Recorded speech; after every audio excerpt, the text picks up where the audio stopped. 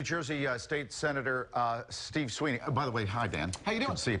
Is talking about raising the minimum wage in New Jersey from what, $8.48 to $15 eventually. That's almost double, like Almost double. that. Yeah. So Dan Ricardo is here, our financial expert. So here's $8. Yeah.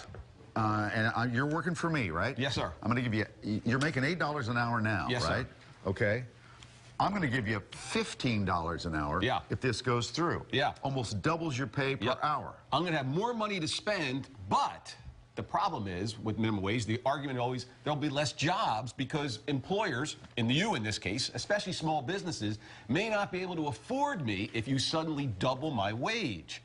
So that's really the catch-22 on this minimum wage thing, Mike. Okay, so you can tell I'm not a financial guy. Yeah, let's do it. Because it seems to me there's so many people who are struggling. Right. It seems like raising the minimum wage to $15 an hour is a good thing. Why are there so many people against it? Yeah, so here's the deal. The Congressional Budget Office down in Washington, D.C., these pointy heads who, have all the facts. Right. They say, yes, raising the minimum wage is actually good for folks because it raises their incomes, right, gives them more money to spend, and can boost the economy, right? That's a good thing. Yeah. The bad thing is, in the same study, they said about 500,000 folks nationally will lose their jobs because employers won't be able to afford them anymore. So the trick is to find that balance. I would suggest to Senator Sweeney, there's ways to do this, to find that balance where you can increase incomes, but at the same time, not create incentives for employers to fire workers because they can't afford them. Okay. So it disproportionately hurts small businesses, right? We were just talking about Whoppers. Yeah. Get ready to pay more for your Whopper because who makes minimum wage? Fast food workers, for example, right? Younger workers. 50% of all minimum wage earners are less than 25 years old.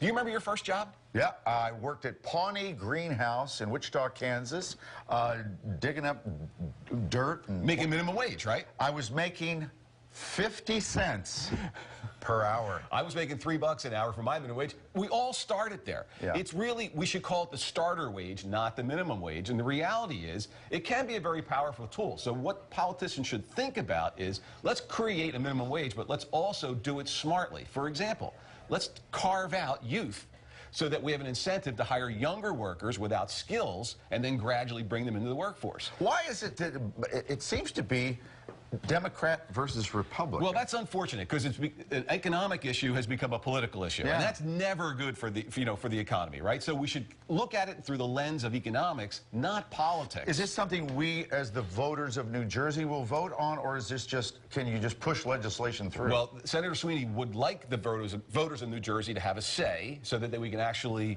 approve this in the state of New Jersey. So it might be on the ballot next year? It may be on the ballot next year. And by the way, Governor Wolf has called for the similar thing here in Pennsylvania. He wants it. He wants it as well. But right? but the governor of New Jersey doesn't want it. That's It correct. is political. It's become political, and again, it should be about the economics because there are some good economic arguments to boost the wage if we do it the right way. Dan, good to see you, man. You got it.